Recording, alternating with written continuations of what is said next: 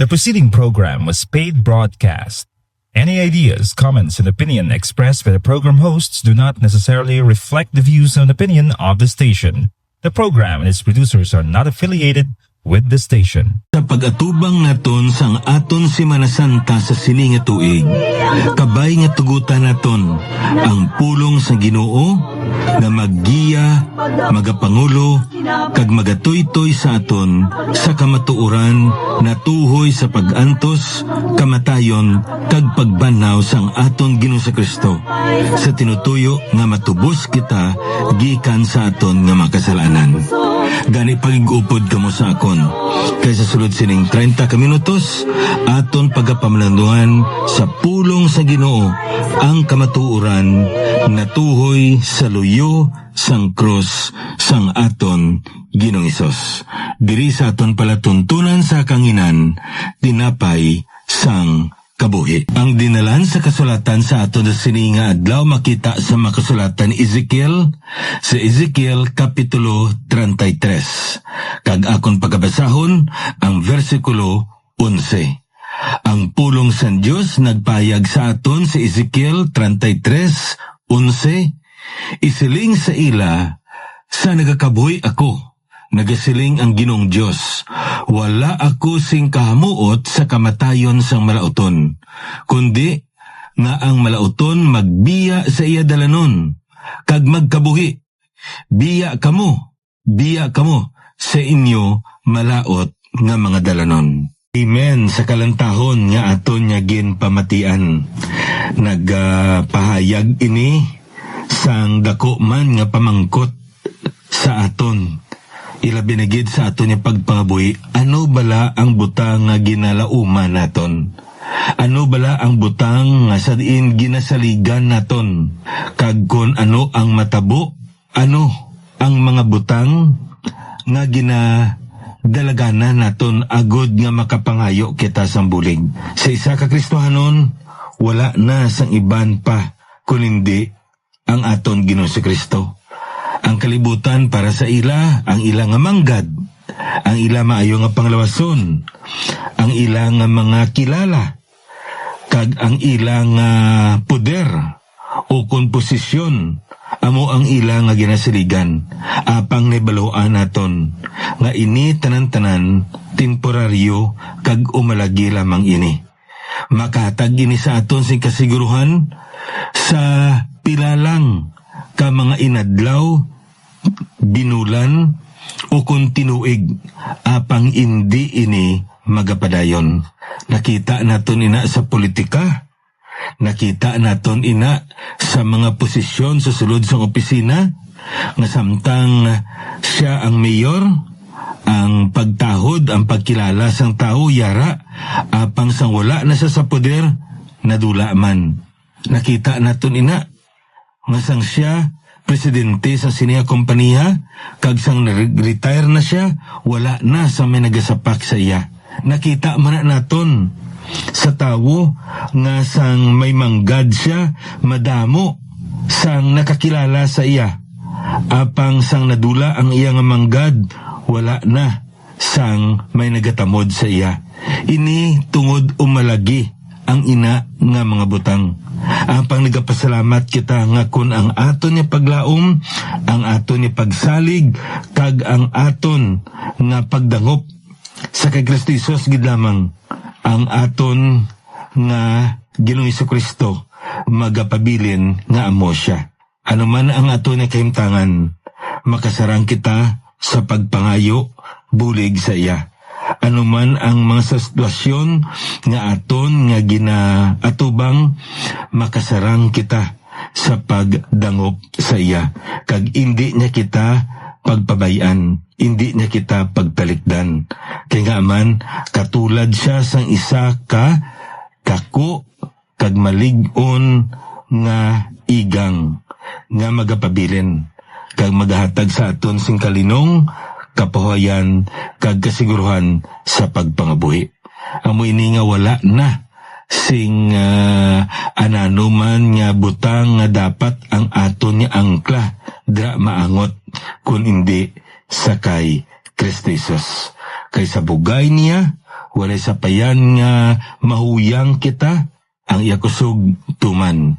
Walay sapayan nga ikaw kag ako wala sa ikasarang apang ang iya nga bugay tuman nga makapadayon kita kag manginma dinaugon kita sa aton ni pagkabuhi bilang iya nga mga kaanakan kag subong man pumuluyo sang iya nga ginarian. My anchor holds. Na magapadayon kita diri sa pagtuon kag sa pagpamalandong naton sa pulong sang aton nga Ginoo kag ang aton diri subong nga series no Beneath the Cross of Jesus. Kag ang kamatuoran diri nga aton nga ginatun-an subong paano naton preparahon ang aton kaugalingon sa pagpalapit sa luyo sang cross sang aton Ginoo sa Kristo. Pila na lang ka mga simana ang nabilin kag magahiwat kita sang aton ginatawag nga Simana Santa o kun Holy Week o kun ang ginatawag naton Passion Week. Pagsilibrar naton sang pag-antos, kamatayon kag pagkabanhaw sang aton Ginoo sa Kristo. Kag dapat nga maaman naton ang aton kaugalingon indi maayo sa isa ka tumuluo nga magaatubang kag makasilibrar kag magaligad ang ini nga okasyon nga aton nga ma-miss out. Indi naton mahangpan sing tulid kag maapresyar sing maayo ang ini nga butang nga ginhimo ni Kristo Jesus para sa imo kag para sa akon. Isa sa mga butang nga makita naton sa aton nga pagpangabuhi amo ang ginatawag naton bala preparasyon. Amoy na maisaya ka manog komentaryo sa mga ginatawag naton bala sporting events, no? Ang iyagid premi nga ginahatagan sang dako nga bili amo ang preparasyon. Preparation is essential in everything. Ang preparasyon tamaan ka kinanglanon necesidad sang madamo nga mga butang sa isa ka humalampang antes siya maghampang. Dapat mapreparahan niya ang ina nga paghampang niya. Hindi pwede nga pagkabugtaw niya insigida maintra sa dayon sa sina kompetisyon kag maekspektar siya nga magdaog siya. Hindi amo sina. Dapat preparahan niya ti amo man ina sa ginatog natong trabaho. Hindi maayo nga matrabaho kita insigida kung hindi preparahan naton ang trabaho san o paano naton imuon ang ina nga trabaho agud nga mangin maayo ang aton nga paghimo sina. Ti amo man ina sa ginatog naton mga estudyante naton. Ayan quizzes man ina. Ayan, ginatuwag man naton ni exams. Ang preparasyon kinanglanon gid. Kaya kung hindi naton mapreparahan ang ina nga mga butang, hindi kita mag-expectar nga makapasa kita o kung maayo ang aton nga resulta sang aton nga quiz o kung sang aton nga exam. Tibisan pagani sa pagpasad naton sang aton nga panimalay. Ang pagpangasawa, ang pagpundar sa kabataan, dapat may preparasyon kita. Kaya kung hindi natin mapreparahan, hindi kita mag-expectar nga mangin maayo kag kayuyon ang pagpasad naton sa aton nga panimalay. So the point is this, preparation is essential in everything. Kinanglanon gid.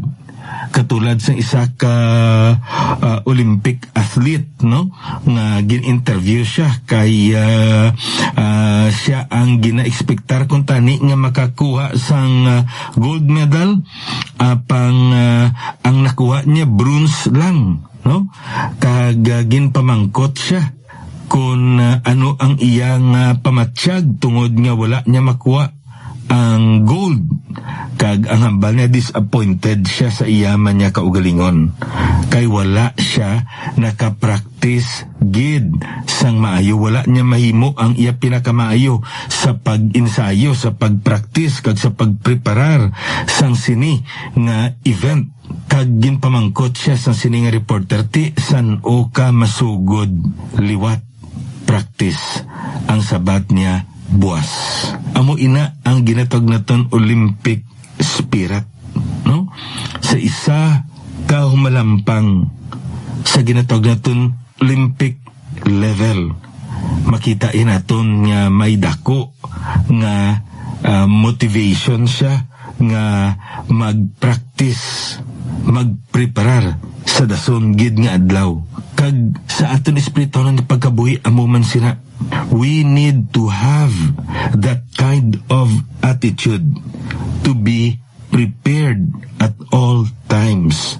Kag sa aton niya paglantaw sang sini nga pinasahi yung okasyon, ang ginatawag naton dira nga Holy Week, kabay pa nga maaman naton ang aton kaugalingon sa pagsugata sa aton Ginoo sa sini nga pinasay nga okasyon. Na wala ako nagambal diri nga hindi naton masugata ang aton Ginoo sa pinasay nga pamagi kung hindi lamang sa sini nga okasyon. Bisan diin kita, bisan ano nga oras, bisan ano nga tion, ano man yung sirkumstansya, pwede naton masugata ang Ginoo sa isa ka pinasay pamagi, apang nibaluan naton nga ang ini nga okasyon taman ini ka importante kay bisan pagani. Kung lang taon naton ang early church, they first celebrated Passion Week way before they celebrated Christmas. So, muna ka-importante nga maaman naton ang aton kaugalingon. So, one way of preparing our hearts and minds in meeting the Lord in this special occasion is to practice repentance. Ining ginatawag naton paghinulsol. Kung sa aton pa, aton nga mabuksan ang dalan naton palapit sa aton Ginoo kung nagahimo kita sang ginatawag naton matag-adlaw nga paghinulsol. Ining pulong bala no nga repentance taman ini kaimportante nga pulong. Kay masami dawala ni naton matagan gid sang dako nga pagtamod. Kay ang ginatawag naton repentance, connected ina siya, naangot ina siya sa sala. Kag masami ang aton panghunahuna sini nga amo sini, nga ang aton nga sala sang nagligad, subong kag bisan pa ang palabuton, napatawad na didto sa krus sa Kalbaryo, paagi sa kamatayon ni Kristo Jesus. Kag tungod sini, may mga panghunahuna kitang kaisa nga titotal na patawad naman, kinanglanon pa ko maginulsol sa ako ni sala. Pero kung lang taon naton sa pulong sa Ginoo, ang ina ka matuuran, insakto na. Pero sa piya kabahin, dapat maghatag kita balance. Kaya nga man, hindi lamang amo inang kamaturan sa pulong sa Ginoo, kung hindi ang pulong sa Ginoo nagmando man sa imo kag sa akon nga dapat gid nga maginulsol kita, kay bahin ina sang aton nga pagkabuhi bilang Kristohanon. Kag ang pagginulsol kinanglanon ilabi na gid sa aton nga pagtubo sa aton espirituhanon nga pagkabuhi.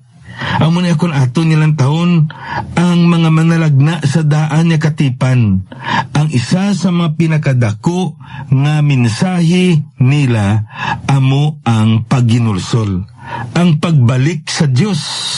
Ang pagtalikod sa sala.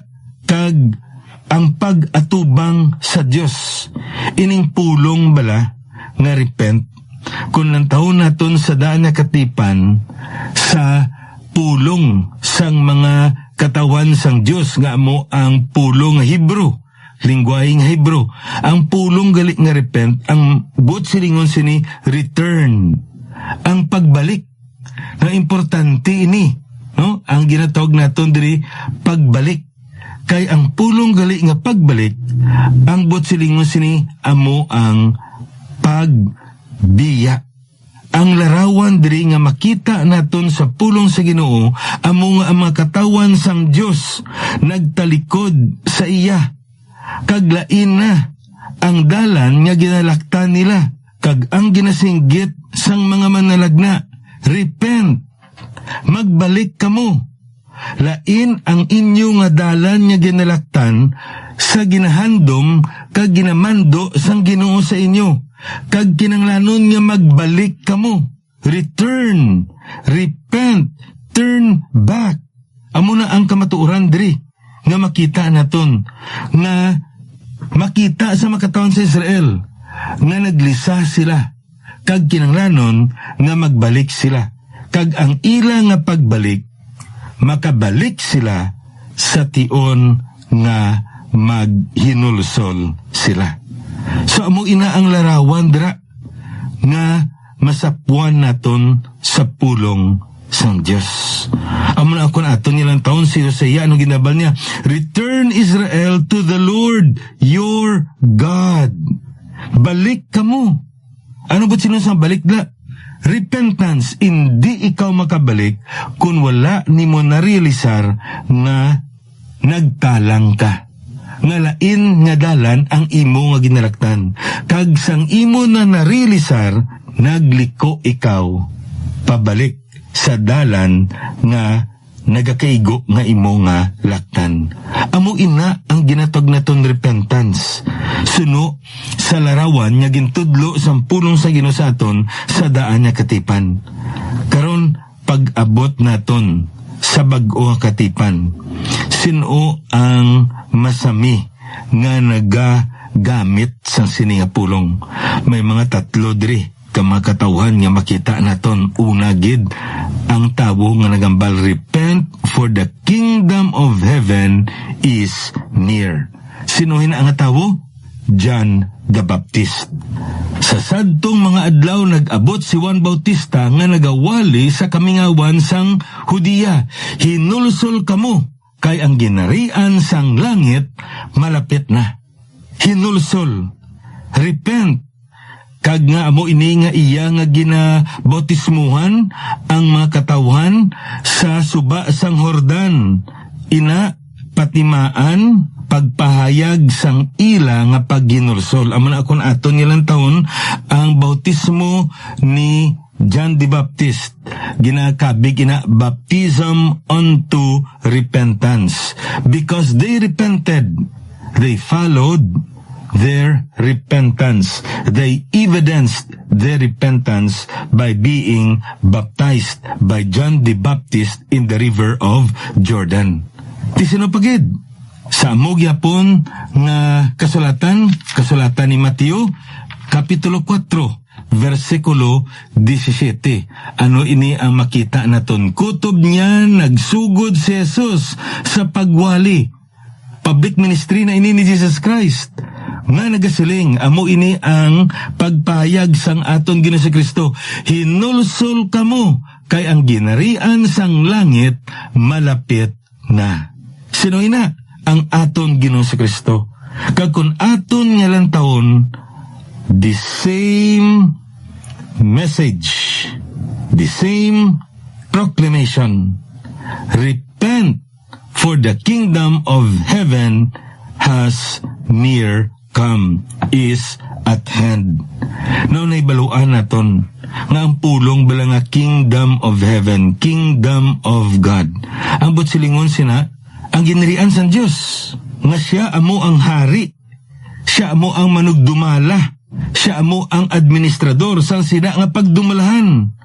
Kag ginhambal diri sang aton Ginoo si Kristo, subong sa ginhambal sang aton Ginoo si Kristo, nga ang ini nga pagdumalahan malapit na nga mag-abot, of course, paagi sakay Kristo Jesus. Now naibaluan naton nga ang ini nga ginarian na establisar sa espirituhanon niya paagi sa tagsatagsa ka mga tumuluo. kay ginkabig naton nga si Kristo Jesus hindi lamang aton nga maluluwas kundi Ginoo hari siya sang aton tagsa-tagsa ka makabuhi. Apang sa pila ka adlaw sa ginatog naton 1,000-year reign of Christ, millennial kingdom, His kingdom will be established not only spiritually but literally. Amoy na makitain naton sa pulong sang aton nga Ginoo. Kag ari pagidri ang ikatatlo kun lantaw naton sa Acts chapter 2 verse 38. Sino ini? Amo ini ang mga gintutunan sang aton Ginoo. Ilabi ni gid si Pedro. Iya ini nga ginpahayag sa mga katawhan sa iya mismo nga panahon. Diri iya ini nga ginpamulong kag ginpahayag niya. Kag si Pedro nagsiling sa ila, hinulsol kamo kag magpabautismo ang tagsa sa inyo sa ngalan ni Jesucristo sa kapatawaran sang mga sala. Kag mabato ninyo ang dulot sang Espiritu Santo. Repentance, kung lang taon naton ang ini nga tatlo ka mga dinalan sa kasulatan, diri naton makita nga labing importante gid ang ginatawag naton paginursol. Isa ka butang diri nga makita naton kag amo ni aton matun-an nga may mga butang sa aton tagsa-tagsa ka mga kabuhi nga hindi naton maeksperiensyahan sing tulid kag sang pinakamayo kun hindi ikaw kag ako maginursol. Amo ni importante ang paginursol. Kung hindi naton makita nga ang dalan nga aton nga ginalaktan hindi gali amo nga dalan nga gusto sa Ginoo nga laktan naton kag nga nagtalikod kita kag insikway naton ang ina nga dalan kag nagbalik kita sa Dios. May mga butang gid nga hindi naton ma-experiensyan kung hindi kita maginulsol sang aton nga mga sala. Amo niya kung aton nga lang taon sa pulong sa Ginoo, ang paginulsol labi importante gid. May mga butang nga ihatag ang Ginoo sa imo kag sa ako nga mga pagpakamayo bisan wala kita naginulsol. Pero aton nga ma-experiensyan ang labing bilidhon kag labing maayo nga mga butang kung ikaw kag ako maginulsol kita sa tiilan sang aton nga Dios. Hamrabla ko isa, may mga tumuluuman nga do patuyang malang ang ilang pagpangalagad. Maayo man kung makapangalagad, maayo man kung hindi. Maayo man kung makahimo sa amuni nga butang, maayo man kung hindi. Pero nga ang daw ginapatinad man sang Dios ang ilang pagpangabuhi. Pero may kinalain gid ayan sa isa ka tumuluo nga naginulsol sa sang iya nga mga sala, nagtalikod siya, kag may mga tinion pagani nga nagbudlay pagid ang dalanon nga iya nga ginlaktan tungod nga ginsikwa niya yadto nga sala, yadto nga malain kag malaot nga mga bulhaton kag mga binuhatan. May ara gid man bala nga dako ang kinalain? Of course, yes. Kay nga man, ang kalinong sa pangunahuna, ang kasiguruhan sa pagpangabuhi, aton ina nga maeksperiensyan kung ikaw kag ako nagahinulsol. Kay ang isa katumuluo nga nagahimo sang matag-adlaw nga pagtuad sang iya nga sala kag sa paghinulsol sang iya nga mga sala, may ara dako nga pagpakamaayo nga mabaton kag maeksperiensyahan kag mabatyagan kumparar sa isa ka tabo nga ginakilala niya ako galingon niya tumuluo siya apang wala niya ini ginahimo. Kaya nga man, sunod sa Biblia sa aton, we can only experience cleansing moment by moment, daily cleansing the moment we confess our sins to our Lord Jesus. The point is this, may kinalain gid. Kag kabay pa, nga kung may kinalain, himuon naton ang nagakaigo. Agod nga, magatubo kita sa aton pagpanglagad, sa aton nga pagsalig, kag sa aton nga pagkabuhi para sa kay Kristo Jesus. Because repentance is one of the many ways to prepare our hearts for this special occasion. And that is celebrating the suffering, death, and the resurrection of our Lord Jesus. Sa madason naman niya broadcast, ininyo biyan, alagad sa kanginan, Pastor Neil Vilches ang Ginoo magapakamayo sa inyo.